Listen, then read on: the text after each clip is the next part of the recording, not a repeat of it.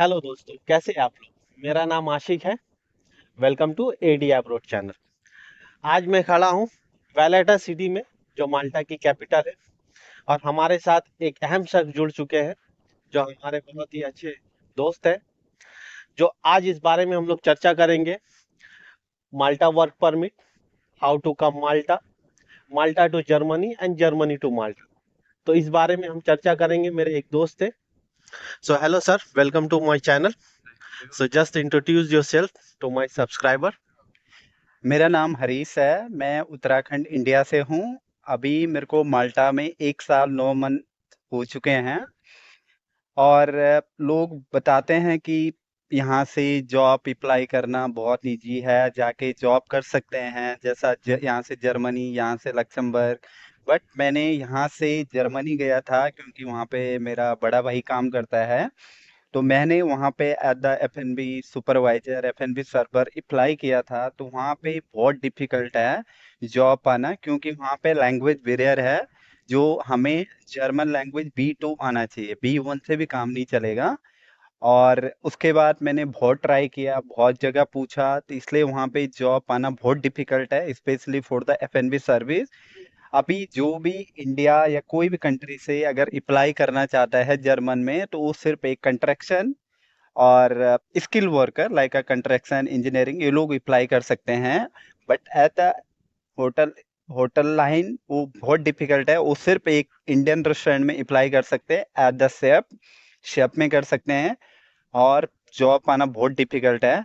और उसके बाद मैं जर्मन से फिर माल्टा वापस आया। फिर मेरा काम लगा था, जो होटल में मैं काम कर रहा था, वहीं पे फिर से एज द सुपरवाइजर कंटिन्यू अभी तक काम कर रहा हूँ। सो आप इंडिया और दुबई से डायरेक्ट रिक्रूटमेंट एजेंसी से आए और ऑनलाइन आए माल्टा, तो कैसे आए, तो आप बता नहीं, सकते हैं। मैंने एक एजेंसी से, मेरा एक फ्रेंड ने रिकमेंड किया था मेरे को एक एजेंसी से माल्टा आने के लिए।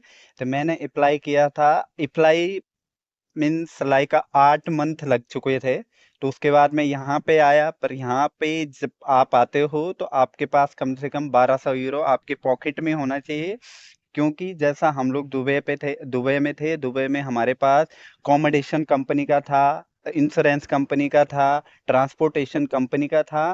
पर as Malta if you will come, then you need to pay all your money like house rent, transportation and insurance और your medical you need to pay here. तो इसका पूरा एक्सपेंसिव 1000 से लेकर 1200 यूरो तक आता है। तो ये आपको कैरी करना है। और कोई भी यहाँ आने के लिए आपको कम से कम 8 से 9 महीना टाइम लगता है। सो जैसे हरीश ने बताया कि माल्टा में हाउस, ट्रांसपोर्ट, ये सारा कुछ अपना है खुद का, लेकिन बहुत सारे यूट्यूबर बताते हैं कि माल्टा में जो है एकोमोडेशन, ट्रांसपोर्ट फैसिलिटी, फूड, सारी कंपनी प्रोवाइड करती है। तो ऐसा नहीं है। तो जो भी लोग माल्टा आना चाहते हैं, तो पहले इस चीज़ को जान ले कि अगर आप माल्टा आना चाहते हो तो ट्रांसपोर्ट, एकोमोडेशन, ये सारी चीज़ें खुद की होती हैं, आपको खुद पे करना पड़ता है, कंपनी यहाँ पे कुछ नहीं देती।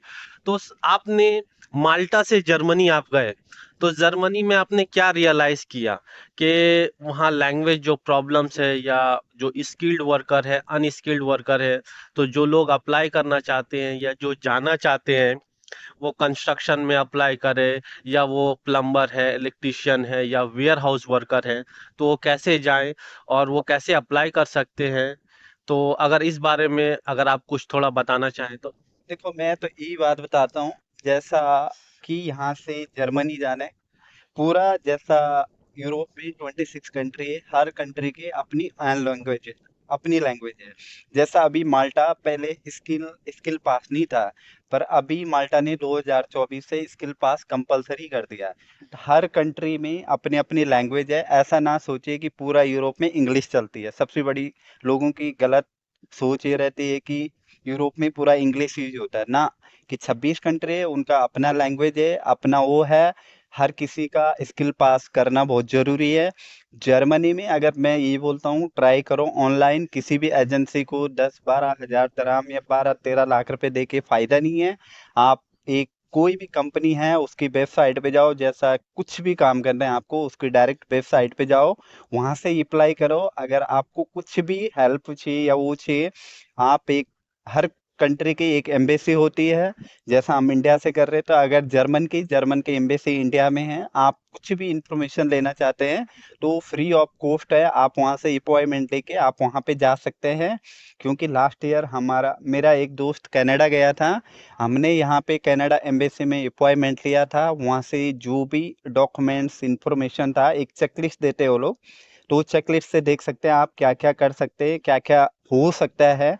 अभी जैसा मेरा जर्मन के लिए मेरे को B2 लैंग्वेज का वो चाहिए, जर्मन लैंग्वेज का B2 चाहिए, क्योंकि अभी तक मेरा मतलब बेसिक कंप्लीट नहीं हुआ। पर फिर भी मैं जर्मन सीख रहा हूँ। अगर आपको भी सीखना है तो एक लिंक वो ऐप्स है, हम लोग आसिफ आपको दे देगा, एक ऐप्स है, वो ऐप से डाउनलोड करो। उससे बहुत इजी है कि आप लैंग्वेज सीखेंगे, फिर वहाँ जाएंगे, किसी को भी कोई प्रॉब्लम नहीं होती। जॉब सिर्फ ऑनलाइन करो, मेरा रिकमेंड यही है कि ऑनलाइन ट्राई करो। सो आज इस वीडियो में हमने जाना कि हरीश भाई का जो जर्नी है वो कैसा रहा, दुबई से माल्टा, माल्टा से जर्मनी और जर्मनी से माल्टा।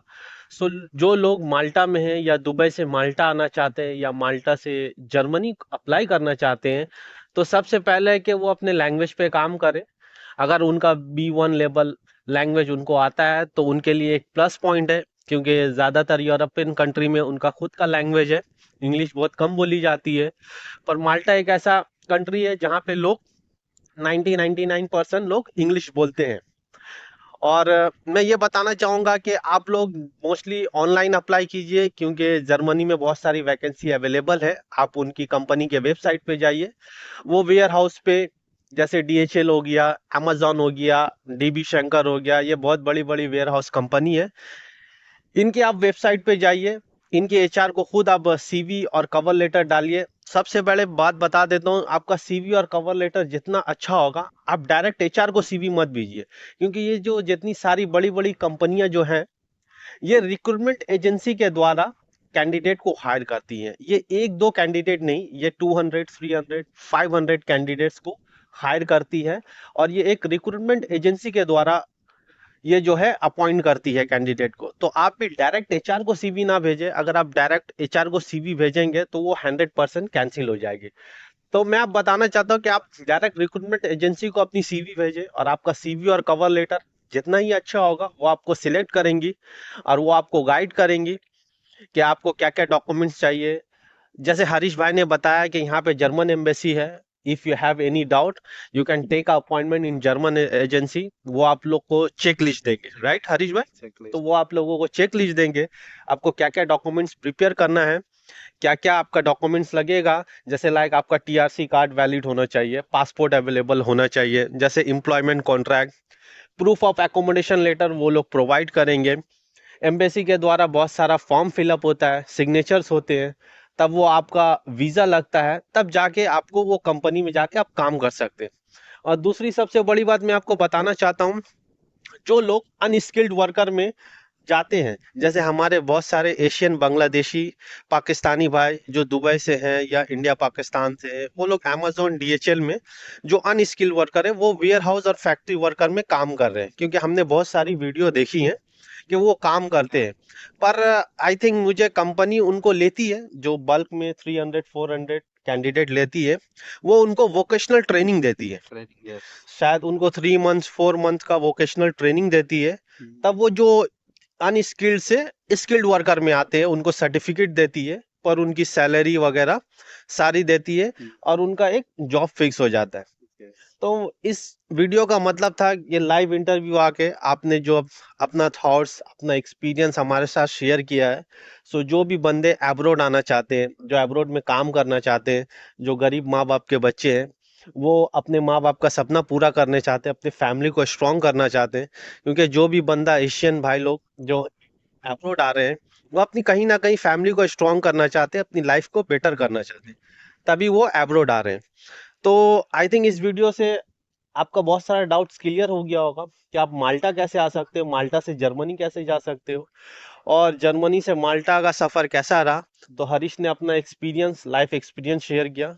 सो thank you so much Harish कि आपने जो बताया हमें, आई थिंक ये हेल्पफुल है उन सब्सक्राइबरों के लिए जो हमारे चैनल के द्वारा इस वीडियो को देख रहे हैं। और मैं आपको थैंक यू बोलना चाहूँगा कि आपने आया, अपना कीमती वक़्त दिया हमें। So thank you so thank much you. And please like and subscribe to my channel. Thank you.